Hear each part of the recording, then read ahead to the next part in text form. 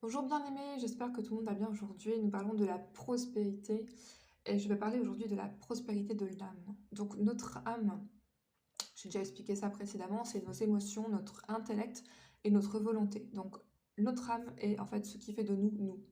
Gloire à Dieu. Voilà, donc le plus important pour Dieu, c'est la prospérité de notre âme. Et pour illustrer ceci, je vais prendre dans l'Apocalypse l'adresse que Jésus fait aux églises. Il y a une contradiction, un semblant de contradiction qui est vraiment intéressant ici.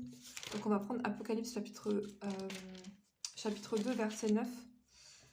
Chapitre 2, verset 9, il s'adresse à l'église de Smyrne qui était en train de connaître la persécution et il dit « Je connais tes œuvres, ta tribulation et ta pauvreté, bien que tu sois riche. » Donc ça, c'est un paradoxe. « Je connais ta pauvreté, bien que tu sois riche. » Donc retenez ceci et prenez Apocalypse 3, verset 17. Et là, en fait, c'est l'église de Laodicée qui se réfère donc à l'église des derniers temps dans laquelle nous sommes aujourd'hui. Et il va dire à cette église, donc c'est un reproche qu'on doit prendre pour nous, hein.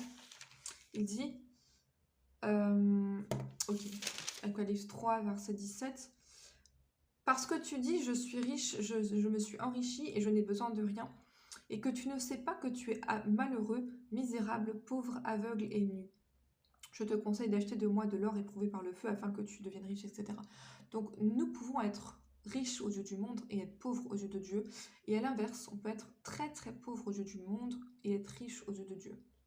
Donc on doit apprendre à voir comme Dieu. On doit apprendre à avoir la perspective de Dieu. Je pense qu'au bout d'un moment, en tant que chrétien, on doit apprendre à avoir le regard de Dieu. Gloire à Dieu.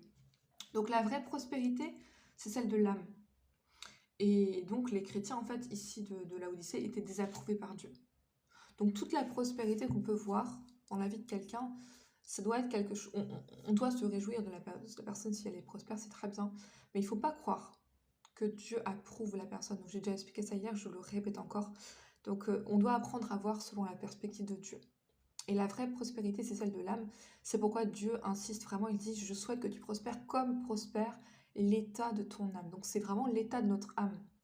Et comment notre âme prospère, c'est par la parole de Dieu. Comment un chrétien prospère dans son âme, c'est vraiment, ça ne peut être que par la parole de Dieu. Adonnez-vous à la parole de Dieu, lisez la parole de Dieu, méditez la parole de Dieu. Vous allez voir que vous allez prospérer dans votre âme. Gloire à Dieu. Et la prospérité de notre âme, c'est ce que Dieu considère avant toute chose.